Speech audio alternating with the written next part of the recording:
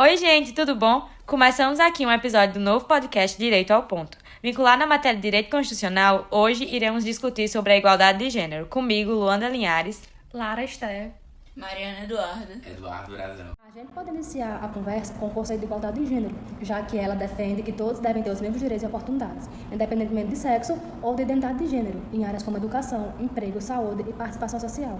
Isso implica combater a discriminação de gênero, promover a equidade e eliminar estereótipos prejudiciais. A Constituição Federal de 1988 marca a transição democrática e a institucionalização dos direitos humanos no Brasil, rompendo com esse regime autoritário da época de 64. Esta Constituição é a mais abrangente e detalhada sobre os direitos humanos já adotada no país. Entretanto, é notória a ausência do cumprimento da igualdade de gênero, principalmente se tratando de mulheres, não é, Mariana?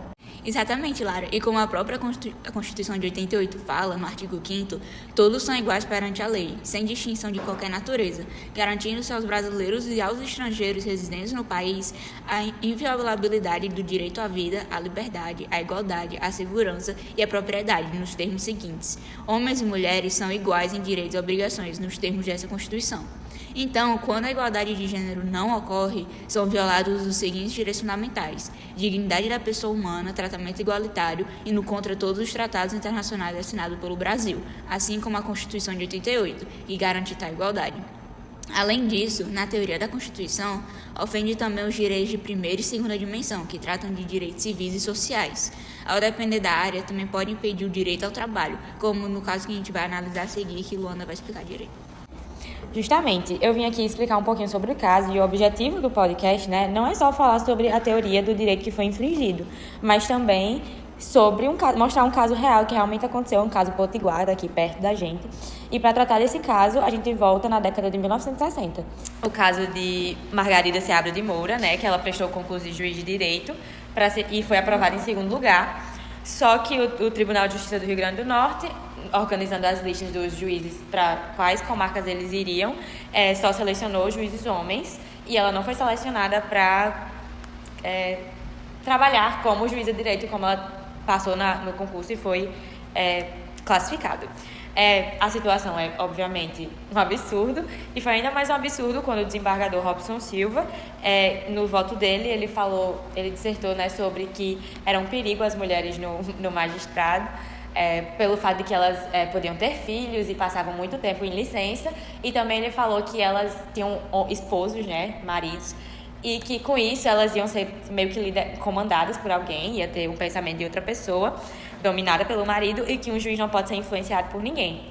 O pai de Margarida ainda tentou impetrar um mandado de segurança para ver se ela conseguia, ele é advogado, o pai dela, para ver se ela conseguia exercer o cargo dela por direito, só que o Tribunal de Justiça não concedeu a ordem de mandado de segurança.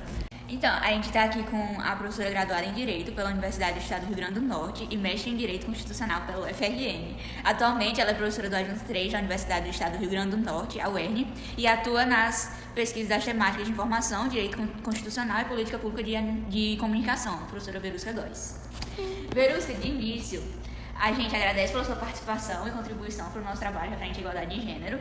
E a gente queria saber que, tratando especificamente do caso de Margarida Seabra, a potiguar que passou do concurso para juiz e infelizmente não pôde assumir diante da misoginia, de que forma isso influenciou e impactou a sociedade, tanto naquela época, que foi no ano de 1968, como agora.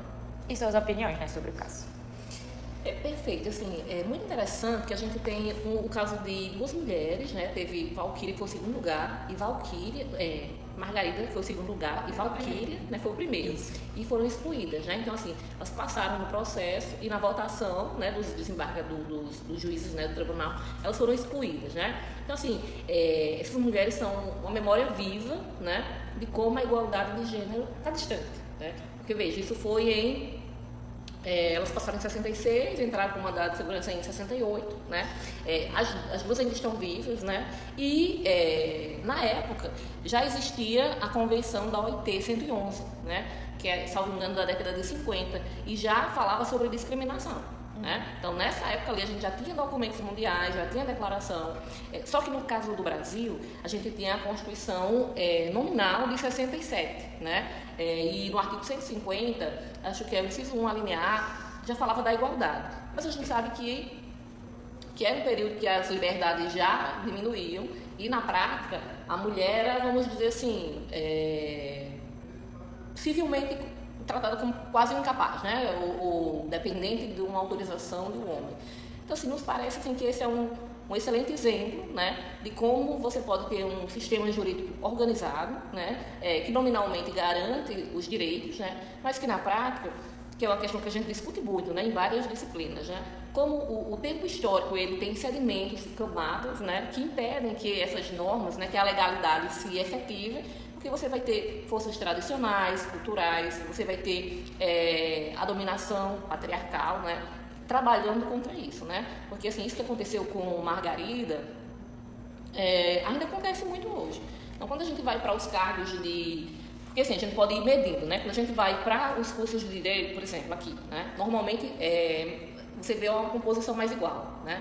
Só que à medida que você entra nas carreiras jurídicas, né? Então, você vai vendo isso se afunilar. Isso vale para as mulheres e vale para as minorias de uma forma mais ampla, né? Eu ia perguntar da questão dos argumentos, né? Que ele cita vários argumentos contra a serem utilizados contra a posse de Margarida. O desembargador cita. E um deles foi o fato do tempo de gestação, de 9 meses, sendo dito como um prejuízo para a juíza. Aí, apesar de ser naquela época, né, agora em 2024, esse argumento ainda se faz presente para barrar as mulheres de assumirem cargos, a senhora acha isso? Perfeito, essa pergunta é maravilhosa, né? Porque assim, foi necessária uma lei, existe uma lei de 1995, né, que proíbe a exigência de exames de gravidez. E quem se submete rotineiramente a empregos sabe que ainda as empresas exigem esses atestados, né? De não gravidez e fazer, se houvesse uma possibilidade, né, elas exigiriam a não intencionalidade de engravidar, né? Então, assim, esse tipo de violência, né, continua acontecendo e é muito interessante, assim, veja como, assim, o simbolismo é poderoso, né? Porque a gente diz, assim, olha, que a mulher, ela pesa porque ela se afasta para gerar vida, né, para ser responsável pelo cuidado com a vida, que é um trabalho fundamental de coesão do tecido social, né? E aí, se a gente for, que é uma curiosidade, assim, às vezes a gente não fica pensando em termos de... É um dado que eu gostaria de ter, mas eu suspeito que se a gente fosse para o INSS perguntar quantas mulheres afastadas por gestação, né, por licença maternidade a gente tem no Brasil, e quantos homens afastados por acidente com moto em benefício a gente tem. Eu tenho certeza que talvez até tenhamos mais homens, mas eles não são vistos como um problema para a sociedade.